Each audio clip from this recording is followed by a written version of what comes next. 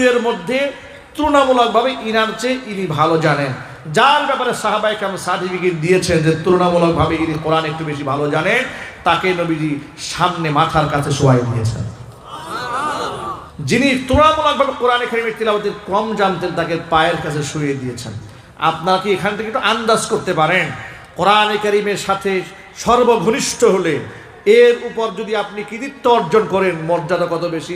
কবরে শোয়াবার সময়ও নবীজি সাল্লাল্লাহু আলাইহি ওয়াসাল্লাম যে ব্যক্তি কোরআন বেশি ভালো জানতেন তাকে সামনে জায়গা করে দিয়েছেন। সুতরাং এই কোরআনে কারীমময় জীবনটাই সম্মানের জীবন। কোরআনে কারীমের জীবনটাই হচ্ছে পবিত্রতার জীবন। কোরআনে কারীমের জীবনটাই হচ্ছে একটি সামাজিক জীবন।